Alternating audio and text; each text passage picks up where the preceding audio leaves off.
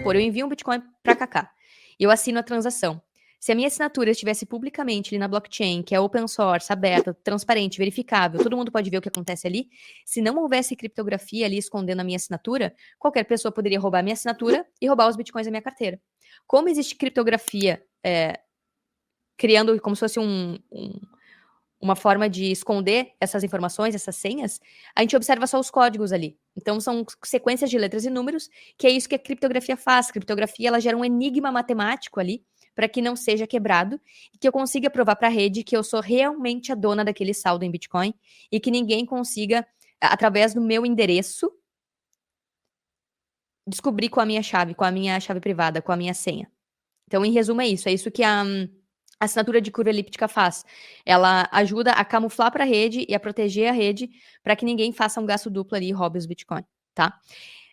Por que esse seria o primeiro alvo? Porque isso é importante, tá? Porque lá no início da rede, o tipo de assinatura que existia era P2PK, Pay to Public Key. E eu vou compartilhar aqui a tela de novo, que isso também é importante de visualizar. Peraí. Aqui. Então, aqui tá todo o histórico de tipos de endereço da rede Bitcoin, tá? Tá enxergando, Cacá? Aham, tô enxergando aqui. Tá. E o Pay to Public Key é essa parte do gráfico aqui em cinza. E é um tipo de endereço que foi muito usado até ali 2012, 2013. E esse é um tipo de endereço que mostrava direto a informação, né? Não tinha um hash a mais, não tinha uma criptografia a mais. O próximo endereço que foi desenvolver isso foi o Pay to Public Key Hash, que é um em rosa. Tá ali na legenda que eu tô botando aqui, tá? E a partir desses endereços aqui em rosa, eles já têm mais uma defesa contra computadores quânticos. E por que eu tô falando isso?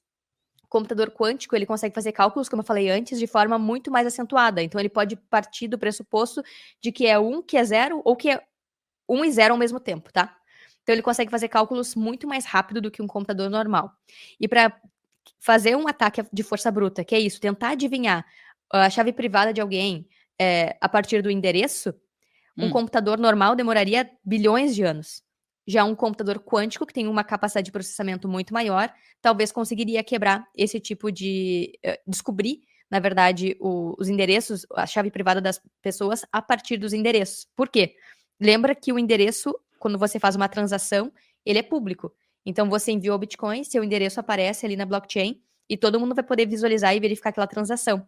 Então, o computador quântico, ele poderia pegar todas as transações que já aconteceram na rede Bitcoin e tentar quebrar na força bruta todas essas transações e todos os saldos de Bitcoin a partir da chave privada. Se ele conseguisse descobrir a chave privada a partir do endereço. Entende? Porque ele é tão forte, ele faz tantos cálculos tão rápido, que ele vai lá e tenta 1, 2, 3, 4, 5, 6, 20 mil vezes ou trilhões de vezes muito mais rápido que um computador normal. E na força bruta ele conseguiria descobrir qual que é a chave privada. Já para descobrir... Me veio uma questão aqui que eu vou... Antes que eu esqueça dessa minha dúvida, pra gente falar depois, Carol. Se... eu não cheguei a ver nenhum tipo de discussão sobre isso, mas talvez tu tenha visto.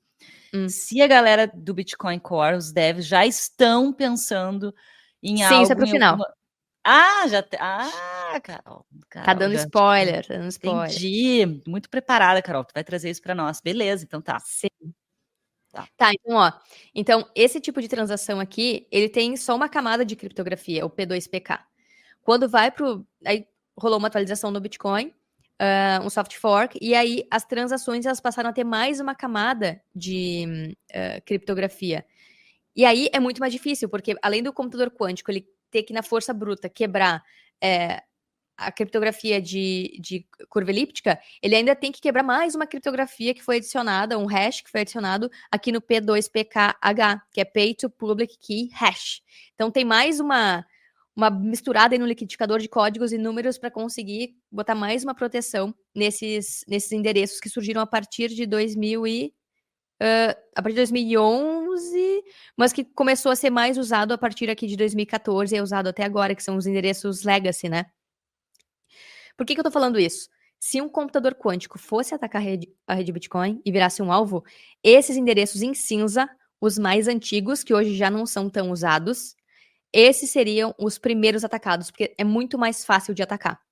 E aí se fala que esse tipo de endereço seria o canarinho na mina de carvão. E essa é uma analogia bem antiga, que quando os mineradores iam extrair carvão de uma caverna, de uma mina de carvão, o canarinho estava sempre cantando.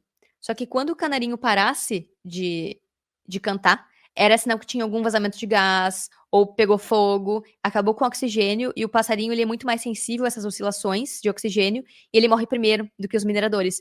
Então, quando o canarinho parasse de cantar, era para os mineradores darem no pé que tinha alguma questão ali que eles poderiam ser afetados, poderiam morrer. Então, se usa essa analogia do canarinho na mina de carvão, enfim, para tudo hoje, mas se diz que esses endereços seriam o canarinho na mina de carvão do Bitcoin. Se o computador quântico surgir, é muito mais fácil perceber e vai ser visível para todo mundo verificar quando esses endereços aqui começarem a ser drenados, quando o saldo começar a se movimentar desses endereços aqui. E não é um que de tempos em tempos alguém descobre sua chave ou resolve movimentar. São vários, tem que ser um movimento de vários endereços sendo movimentados ao mesmo tempo. E esse seria um sinal de que o computador quântico foi desenvolvido e que está atacando o Bitcoin. Nessa época, né, desses endereços, Carol, a gente está falando de endereços da época do Satoshi, os próprios endereços do Satoshi, a gente está falando de endereços que provavelmente têm muito Bitcoin, mas que foram perdidos, né? Então, são endereços de pessoas que ou já morreram, endereços de pessoas que, enfim, esqueceram Bitcoin lá e não mudaram para um endereço mais atual, né? Porque eu imagino que pessoas que estão na rede, que estão acompanhando o Bitcoin, que são dessa época aí, que é a galera cypherpunk, que é a galera que estava envolvida ali naquele momento, naqueles anos, eu acredito que já moveram seus Bitcoins para endereços mais seguros, né? Não estou dizendo que tudo bem, né? Que os computadores quânticos invadirem esses endereços. Estou dizendo que existe uma característica nos Bitcoins que estão nesses endereços aí, né? Sim. E isso prova que se os computadores quânticos surgirem, esses endereços aqui eles vão ser os afetados, mas também que para conseguir pegar os bitcoins desses outros endereços que foram surgindo e são mais modernos, aqui, por exemplo, em marrom tá o Taproot, que é o mais recente, em roxo aqui tá o Segwit, né? Então a gente tem evolução aqui dos tipos de endereço, dos tipos de scripts de transação, e a partir dos endereços em rosa, para quebrar essas transações, teria que quebrar também aí o segundo tipo de algoritmo da rede Bitcoin, que é a SHA-256. Então, que é muito mais difícil de quebrar e que ela é provavelmente, não se tem certeza técnica ainda, ela é quantum resistente.